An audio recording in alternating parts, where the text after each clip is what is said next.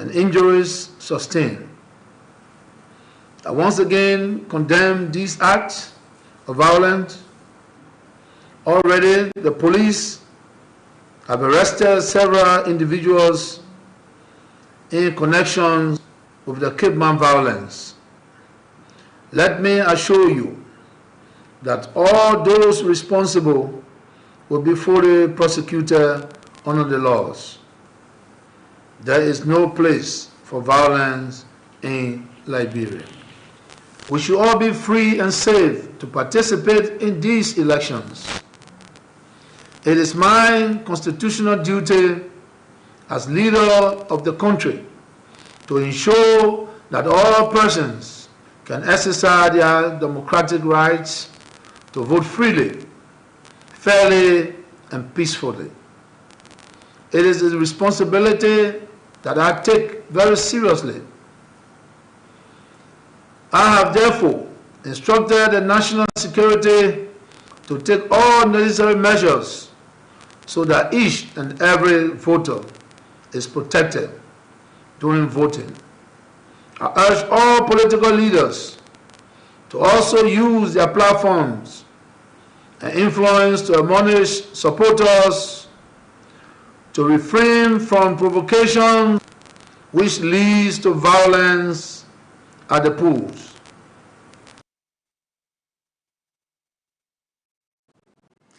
Montserrado County Senator Abraham Dillon on Sunday ended his campaign activities across the county. Thousands of supporters took to the streets of Monrovia as a way of expressing their support to the senator. Here is a report from the climax of his campaign. Scores of jubilant supporters on Sunday stormed the street of Monrovia parading their candidate, Montserrado County Senator Abraham Dillon. Attired in white and green, the jubilant supporters were seen gracing what is believed to be a pre-victory march for the senator.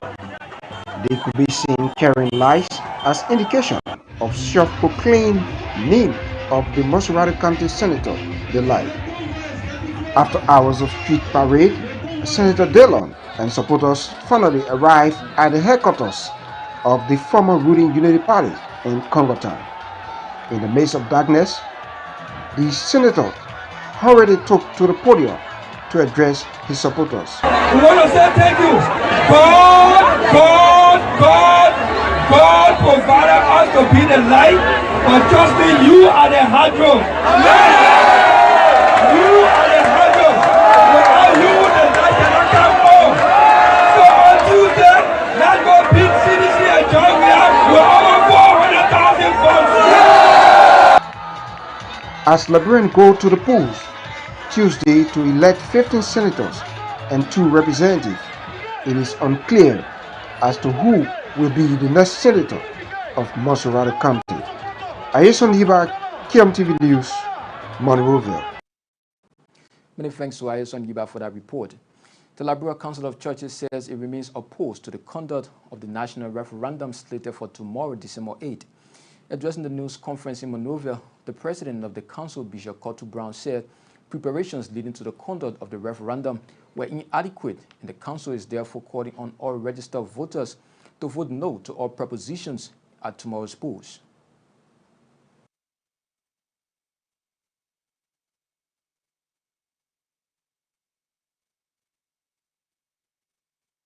Following weeks of consultation and engagements on the holding of the national referendum, the Liberia Council of Churches, working in ecumenical collaboration with other church and parachurch groups in Liberia, wishes to reaffirm that she remains opposed to the conduct of the national referendum and is deeply concerned about the continuing procedural errors being pursued by the National Elections Commission to lead the people of Liberia into a constitutional amendment without full consideration and adherence to Article 91, 92, and 93 of the Constitution of Liberia for the conduct of such exercises.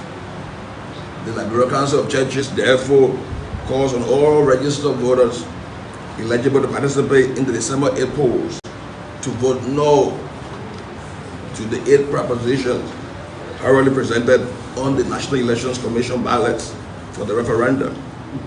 The Council of Churches maintains that the preparation for the conduct of the referendum was grossly inadequate, and the no vote to the referendum will enable the National Elections Commission to properly prepare for the conduct of such exercise, possibly by a year from now, and afford all Liberians the opportunity to learn of the referendum and to participate in its conduct from an informed position. As it stands, the majority of the Liberian people are not informed about the details of the proposition. They do not know what propositions are. They believe that the referendum is being already pursued without regards for their views and considerations for their participation. Well, with more referendum news, opposition political party Movement for Progressive Change has called on Liberians to consider the national proposal. According to the political party, though not much awareness about the referendum was provided, the referendum is also in the interest of the citizens of Liberia. Addressing the news conference over the weekend, MPC argued that the referendum passed through the legislature and the Supreme Court ruling, and as such, holding the referendum is vital.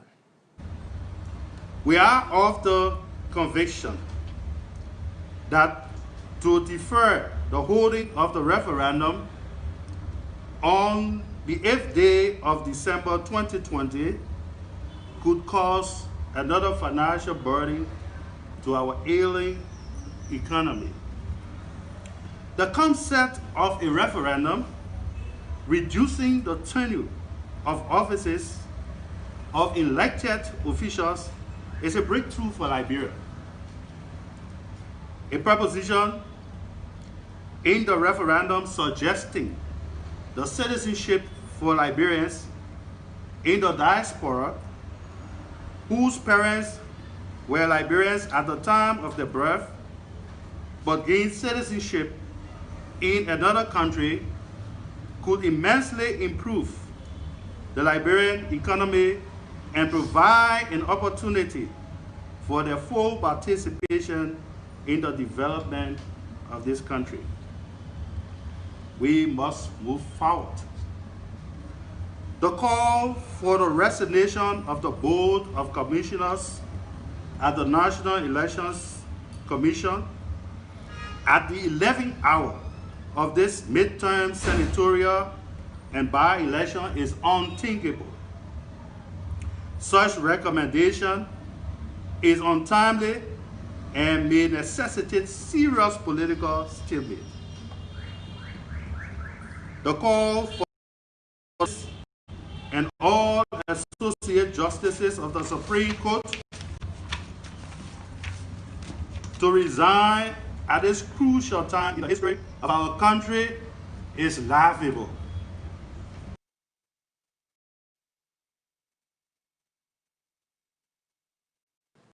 With more elections news, the Elections Coordinating Committee, ECC, says it has completed a week-long training for more than 921 elections observers. According to ECC, the master training, followed by 5 cluster training across the country, were done to prepare the observers for the observation process. The training was clamored with a 2-day training of 30 data clerks who will be stationed at the ECC National Information Center to receive data from observers during the elections. The preparations, according to ECC, was intended to ensure real-time data collection during these electoral periods.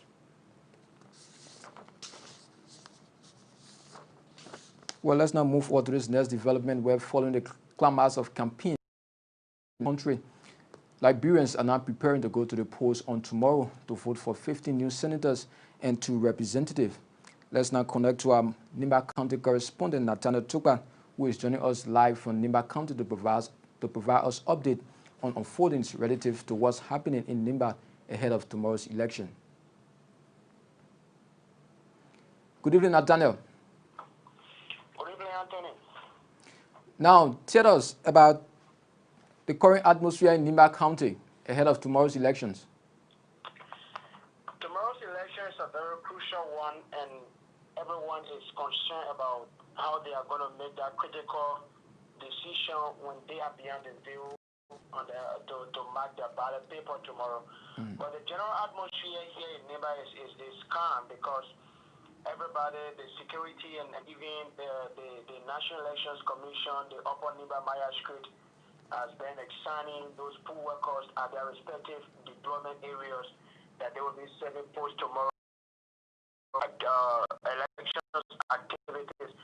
So the overall, it's kind of busy, and it's a kind of people concentrating on what's going to be done tomorrow, because everything about campaign has ended, and now what is left is people taking out the decisions tomorrow. Now, in Monrovia, we saw the Liberia National Police parading the streets to show their strength ahead of tomorrow polls. Tell us, what's the update about security relative to security in Kanta City, Nimba County? The security issue is one of the paramount concern of every individual citizen and every electorate that is going to the poll tomorrow. But this morning, the head of the security here in Nimba, that has to do with the county inspector, Mr. McBlewan, when he phoned in on one of the local radio stations talk show here on this Monday morning, he cautioned every citizen to be their own security. That is to prioritize peace and vote peace, and know that the only thing that we all have at the end of the day is like this. If we can just maintain peace, then there will be no need that we have security. But they've started to work in deploying security at various polling places. But to be frank, Anthony, it's not every polling precincts or polling place that is going to have security, because the county inspector was bold enough to tell the people of Nimba that at some polling precinct tomorrow that is going to take over 500 voters, you're going to have just one security. So obviously it will be kind of difficult if for any reason violence sparks for that security, especially a police officer alone, to calm down such a crowd. So he's just been talking to citizens that we all have to be peaceful as we go to the poll tomorrow. Now, you've been covering the campaign from the start to the finish on Sunday, that is. Tell us, was there any form of electoral violence in Nimba County? This is something unprecedented to some extent throughout our campaign, especially with how crucial and critical this elections is, especially being contested by 7 candidates, and almost all of those candidates are people who other people have described are having heavy weight. And there was a prediction that there will be huge electoral violence in Nimba, but throughout the campaign period, throughout the weeks of campaign, there was no such thing happening, except somewhere the beginning of November, when there was a report about the incumbent senator with the junior senator of the county, Thomas S. Grupi, that his convoy was being stoned in support of dish number 4. Although that report was not confirmed by the county inspector, we talked to him, and in the same November there was a kind of argument over who to use a kind of radio station in dish number 5, that is Booyah. But with all of that, there was elections violence, or there was not a time that maybe opposing forces would meet at a particular place at the same time. There will be violence.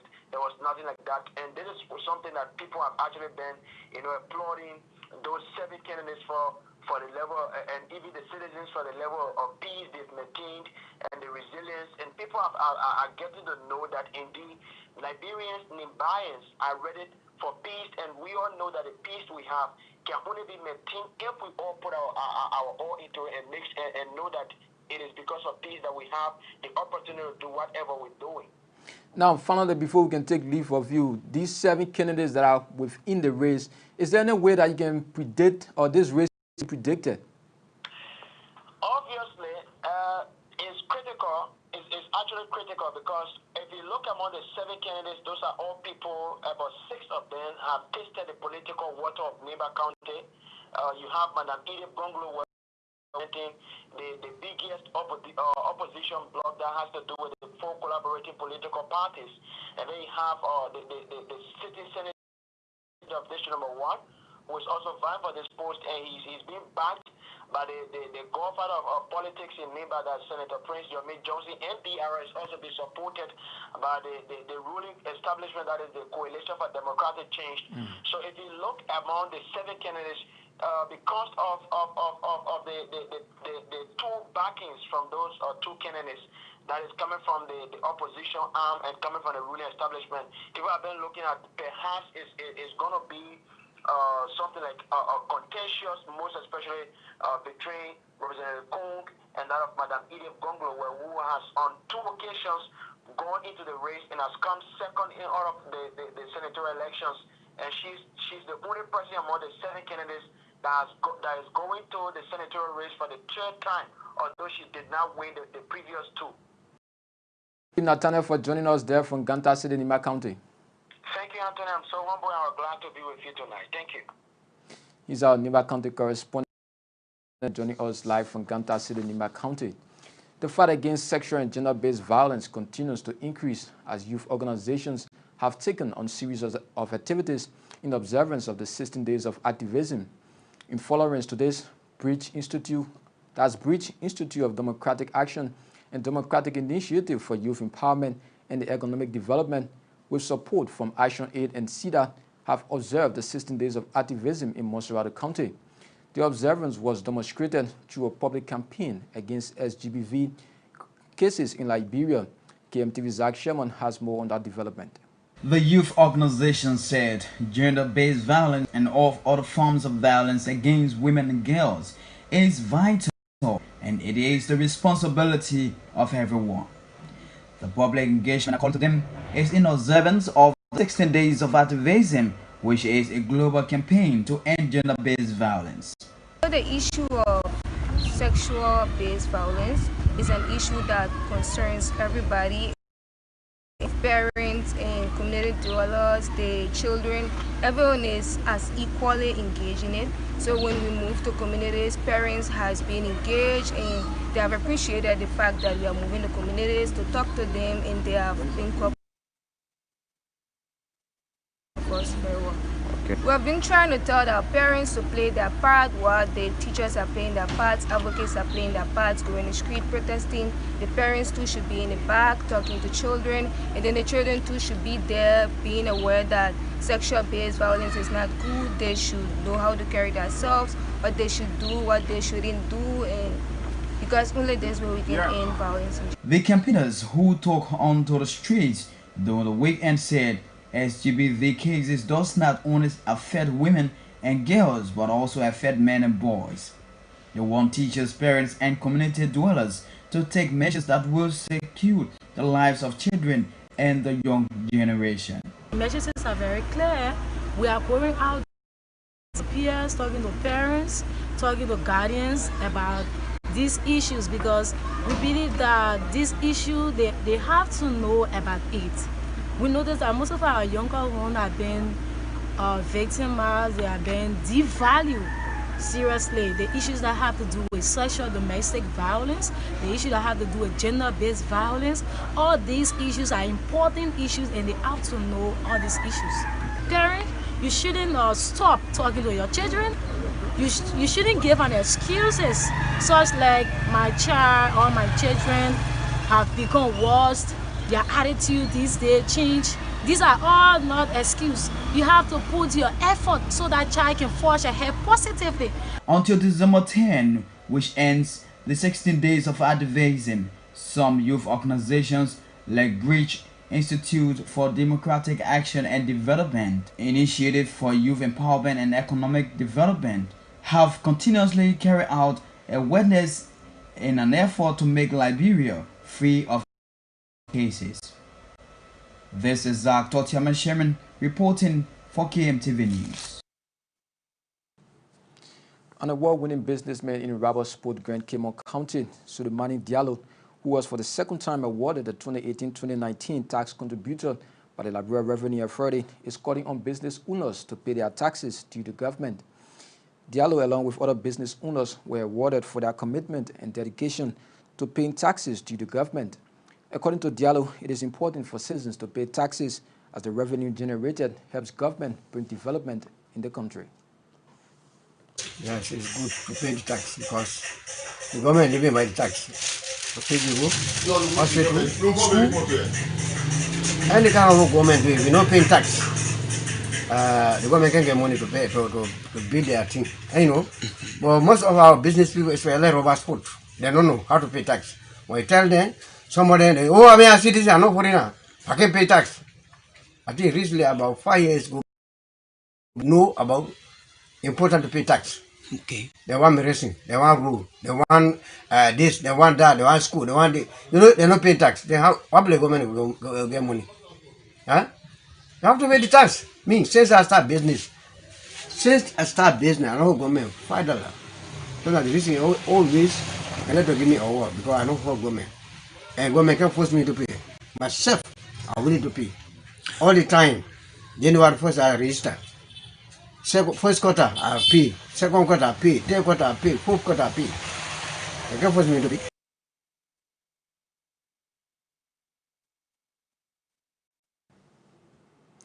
Oxfam Liberia, along with partners, has begun community campaign against sexual and gender-based violence in the country. The campaign under the theme Enough Excuses is part of efforts to raise awareness against sexual and gender-based violence in the country. With better 3 days to the close of the 16 days of activism, Oxfam believes that the move is geared towards changing the narrative and keeping all hands on deck to end gender-based violence. KMTV Zach Sherman has more. The project is under the European Union Enough Excuses campaign and is being implemented by Oxfam along with other partners to include Organization for Women and Children, OGWASH, Women NGO Secretariat of Liberia, Wonkosol, among others. Sexual and gender-based violence has been a major concern to be one of the most threats to societal growth, especially against women and children. The Enough Excuses campaign includes community awareness and measures that will make men, women, children, and youth take positive action to end XGBV cases in Liberia. The men are educating sexual-based violence, abuse against women, sexual rape. Men should not rape women in the community. We as a men, we stand tall to say no to rape, more especially the abuse against women. We the men, we in one also, that's our work in the community. At least the message will go globally, more especially Liberia, for our brothers and sisters, more especially with the men, for the men to be their servant and be able to respect the female, because it could be my sister, it could be your sister, and more especially we as the father, we should not pretend how to label or abuse them. With the step, most especially stepfathers will abuse the stepchildren. So we stand tall to, along with Wangoso Angle, sponsored by Oxfam Liberia, we stand tall to say no to this kind of violence in the community and in the country. The partnering organizations also took the initiative in observance of the 16 days of activism. Institutions like OWASH and Wangozol wants Oxfam and other national and international organizations to promote and support such initiative for Liberia. It is empower women, girls, men and boys to take positive action in sexual-based violence. So I'm a second victim, meaning I have seen it and it causes a lot of fear, and the thought of it caused a lot of fear to me. It even makes me think when I'm out, because I'm in the field and I have heard a lot of cases, grandfather raping their grandchildren, you know, fathers raping their own children. But they just bring that fear to me whenever I'm out. My mind is never free. So we really, really hope that this message will go across, and we want this to come to an end. Sexual gender-based violence it goes a long way. It's a mark, it's a scar that leaves with the person, and you will live with it for the rest of the life. Trimedia's effort in ending sexual and gender-based violence in Liberia remains a core to national duty, of which the AU Enough Excuses campaign is currently embarking on. With the involvement of these institutions, SGBV cases could be minimized or eradicated before the end of 2030. For KMTV News, I am Zach Tortiaman Shemin reporting from Monrovia. Well, that's all we have for you on today's edition of KMTV News Today. But before going, here once again are stories that made the headlines. President George Weah calls on Liberians to remain peaceful as they go to the polls to elect new senators on tomorrow. National Elections Authorities in Sano County begin the deployment of election materials to various centers. And a businessman in Grand Kimon County who was awarded by LRA for being one of the tax contributors to Liberia calls on Liberians to help government in bringing development to the country by paying taxes. Many thanks to you for always joining our news broadcast from across the globe. On behalf of the entire news team here in Kokoi, do have yourself a pleasant good night from Montserrado.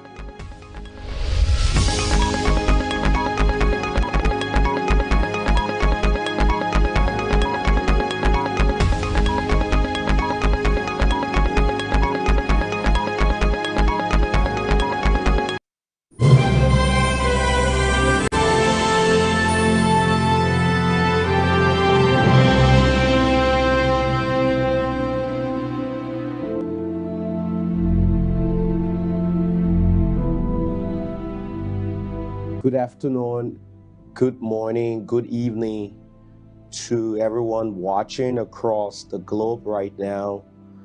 I'm Vafi Holmes from Liberia, West Africa, and this is a special message on behalf of the KMTV family and in my own name. As we are just about 24 hours to a major history-making event talking about the upcoming senatorial and representative by-elections, along with the national referendum. I have come as a youth advocate, a professional journalist, to